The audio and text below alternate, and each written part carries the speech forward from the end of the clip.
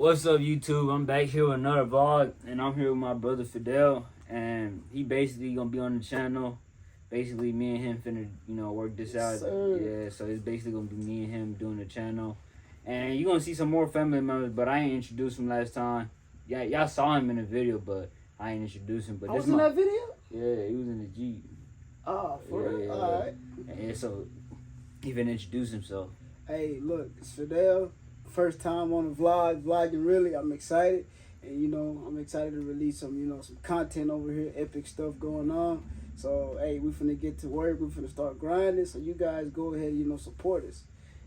So we're gonna have some little clips up here and there. You're gonna see them about the car. We're gonna have some pictures about the Jeep, and he's gonna tell you all about it. So he's about to tell you what's on the outside really, and on the inside too. Yeah. So we're just gonna, like he said, show you guys a clip of the Jeep Wrangler. So it's a 2013 Jeep Wrangler Unlimited Sport 4x4. It has a lift on it, 3.5 inch lift, and it has 37-inch tires, so it's pretty big. It's off the ground, big tires, it's loud as heck. And then on the outside, it has Kevlar paint. So the Kevlar paint was done by a shop, I think, out in Texas. So I mean, it's a pretty cool rig. It's black on the outside, black on the inside, and then it has a pink stripe to offset the car. So we're just gonna show you guys a little bit of that car, some photos, night and day, just so you guys get a visualization of what we're talking about. Yeah, so he basically just told y'all, what's on the outside. We're gonna put some pictures up here. You're gonna see them up, but we about to, give y'all a point of view of us in the car riding through our neighborhood. Yep. And see how it rides, the way it rides. Just give y'all a little point of view of how we see the stuff on the outside with 37-inch rim tires. Yep. So it's pretty high off the ground, and when you're riding in it, it's pretty nice. You feel like you're all the way up above everybody. And I mean, it's freaking cool, but because to see a Jeep that big is just nice, to ride around. But yeah, I mean, it's rough sometimes, but overall, I think forget the rough. It's just the fun part. It's like a big toy, a big go-kart. Yeah. So after this, we come from the lake, we're gonna I'm basically gonna interview him, talking about how he got it, what he did to get it, and the time he got it, what he was doing at that time, the school he was going to, all that. So yeah, stay tuned. All right. All right, vlog. We back in there. We about to take you guys a little drive around the neighborhood, so you guys, where it's undisclosed, but we ain't gonna tell you, go into details about the location. We just gonna hit y'all with a little point of view how it is riding in here. Yeah. And we basically see cars under us, not to brag or anything. You know what I'm saying? Sir. How it is, how tall it is. It's very different, because when we first got it, it was just very different. You just can't learn how to drive a Jeep. You know what I'm saying? You gotta take it for some rides. Yeah, and this thing right here, we can fly over bumps, do all that, because we got a lift on here. The lift helps us, and we got good suspension on here.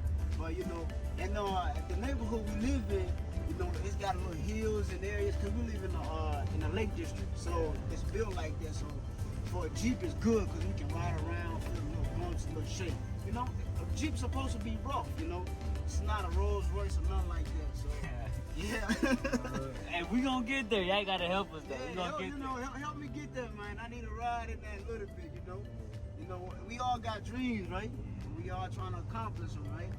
But yeah, this is this. First, y'all gotta help us achieve our dreams, And we can help you guys achieve your dreams. You know what I'm saying? Yeah. We it's just all a learning lesson here. We're just trying to build as a family, because everybody starts somewhere. You know what I'm saying? We trying to show y'all where we can start. So say for instance, you see many YouTubers, they're famous now. They all started somewhere. You know what I'm saying? So we gotta start somewhere too. Yeah, we just gonna take you guys to the lake here a little bit. This is just a little drive to show you, around. But gonna show you a little bit of, what's going on. If you go over there, look to the side, the lake over there, and there's some beautiful houses over here too. So over there, once I park the car, we can get out a little bit and walk over here if you guys want to see it. I don't know, but we're gonna put in it We don't know if we're gonna cut it or keep it in there, you know. But we just gonna do it anyway, so we can show y'all. It might be a little interesting for you guys. If y'all don't see it, I know we cut it, buddy. Alright, let me see if I can go ahead and get in here. Can I get in here? Yes. Yes, sir. Let's go ahead and get in here. This is the lake I always take my runs to, you know, my daily runs. Private property, so you gotta make sure you have your car with you when you come here, you know, because it's private. It's not open to the public and everybody, right? We're just gonna take you guys a little bit over here and then show y'all a little bit of what's going on, alright? Let's go ahead and get out the car. Skip some rocks, you know? Yeah. No, we're not gonna make you guys watch us skip some freaking rocks, man. Let's go ahead and dive into the details. What's up? We back here. So we're gonna talk about how he purchased his first car at the age of 20, while he was in college, how he did it, the interest rate, you know, how he built his credit in that amount of time and all that. So the first question we're gonna start off with: what made you to go purchase the vehicle? Man, let me tell you something, man. I had a used vehicle throughout high school. I got my first vehicle at 18, was a Honda Accord, you know. Honda Accord gave me a little bit of issues. I went through some problems, and I said, man, I just need something a little bit more reliable. Yeah. And I won't have a problem paying the monthly, you know, car note on it. So that's why I went ahead and went to the dealership and, you know, went to purchase a car over there. Yeah, so, you know, to buy a car, you gotta have some type of credit, you know. Mm-hmm. Or if you don't have a credit, you know, it's gonna be pretty, you know. Yeah. The monthly bill might be pretty high. The interest rate might be high. Yeah. So like when did you get your first credit card, basically? Man, I think I got my first credit card when I was about in I think I opened up my bank account in high school at 17, and then I opened up my credit card 2 years later. So in that time spent 2 years later, when I opened up my first credit card, you know, it was a secure credit card. That took me 2 years to build my credit. The first year, I saw no change. I had a credit score about 580 for a year. It wouldn't change. The second year is really when I started, you know, seeing my credit change. And then I only did this with a credit limit of only $250. Job. Okay, so the job you was working in high school, you know. We're not gonna reveal that, right? We're not gonna. You know what I'm saying? But what was the job were you doing? Well, you know, you had two jobs. I remember. Yeah. I was kind of, you know, I was like around 10 years old. But like, what two jobs were you working at that time? Currently, when I first purchased my car. Yeah. Okay, so when I purchased my car, I was working for FedEx. I was doing FedEx night because we were going through COVID. Yeah. School was online. And so I was like, you know what? School's online anyways. I might as well go in the warehouse, work, get my hours in. Yeah. You know, they were paying, you know, a good $17, I believe, an hour at that time, which to me was pretty good. And then I also was working for social services on the side, weekends and weekends most of the time. And then, or throughout the day, you know, cleaning here and there, you know, just to make a little bit extra cash. So what was the income, you know? Like, what was it like monthly? How much man, and like, did you get any bonuses or anything of that? Man, when you work in the warehouse, you don't get bonuses, but really, I'm just saying, like, you doing the extra work, you don't get. Yeah. So bonuses for me were me going to do these other jobs on the side. That was a bonus for me. That allowed me to save the actual income from my primary source, which was FedEx. So at that time, I was making roughly $600 a week at FedEx, and I was making maybe $300 every other week with Sojo, right? Yeah. But that only tells you I had a strategy, right? I had a goal. Yeah. But you know, I did that for about, you know, 8 months. 8 months. 8 months. The last month really is when we go into detail, is when we're gonna talk about what I really did, so that I could show the bank how much money I was making.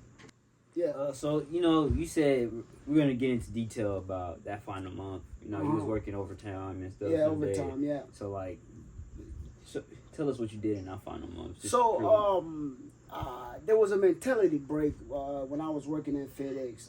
You know, I had to influence myself. I had to, you know, to motivate myself. So I went on this, you know, 12 hours a day schedule, and you know. And I worked 12 hours every day for 5 days a week. And then I went in on Saturday and Sunday for extra time for my incentives, right? Yeah. So I did this throughout the summer before I went to Africa, and then when I came back from Africa, I did it some more.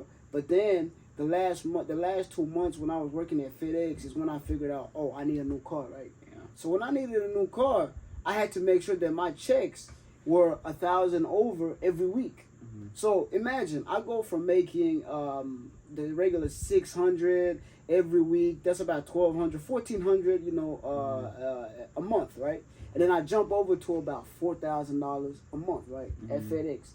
That $4,000 that I made the last 2 months of FedEx was enough for me to go hand over to the dealership and say, hey, look, this is how much money I am currently making. Yeah.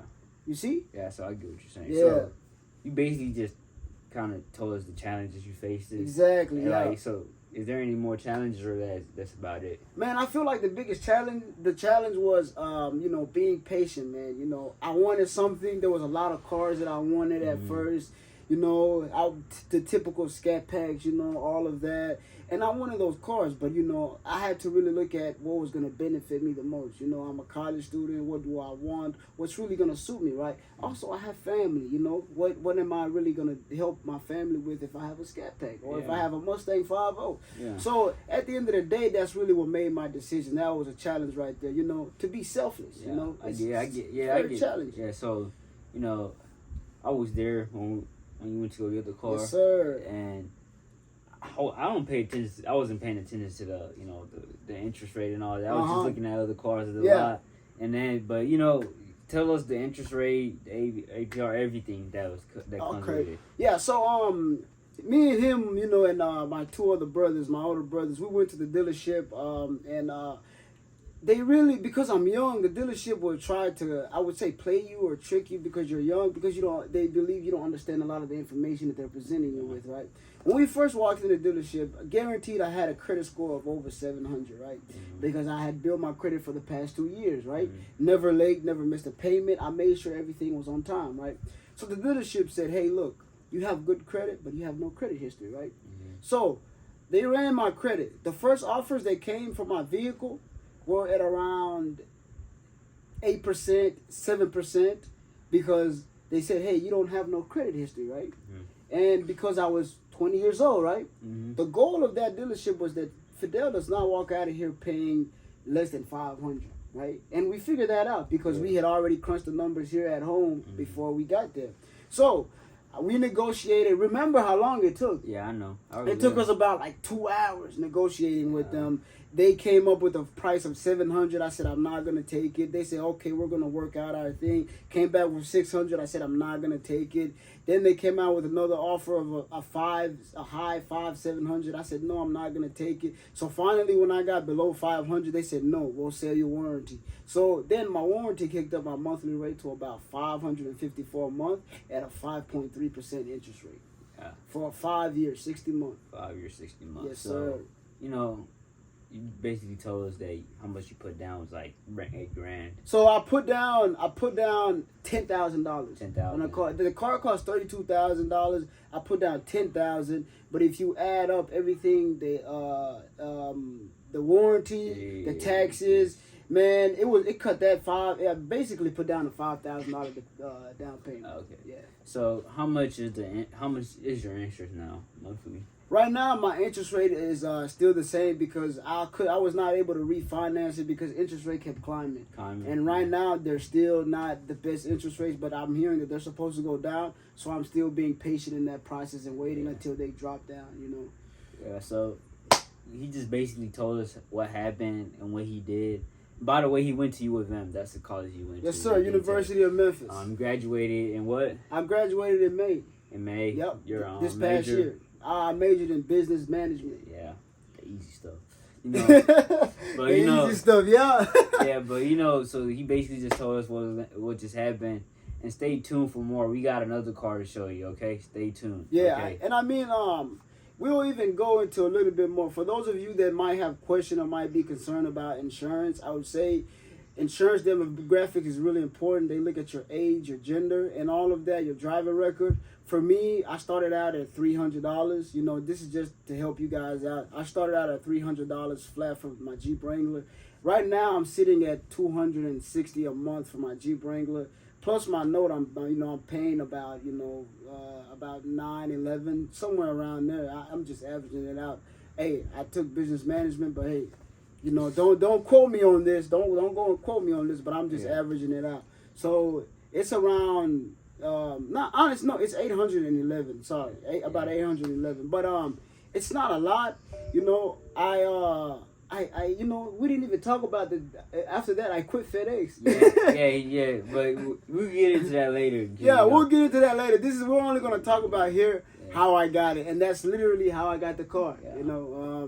And for insurance purposes, you guys just make sure when you're young, they're gonna charge you a little bit more money because you're young. Yeah, but if you need help with anything on your Jeep, if you got a Jeep, got any questions, like he said, call them. Yeah, let me know. We sometimes we fix a little cars here and there. Yeah, you know what I'm saying? we might show them a little bit of a rebuild we did with one car. Yeah, so we might do another rebuild, but that he basically just told us how he got his Jeep and all that, and then we will see y'all later. Okay. All right. Appreciate you guys for tuning in.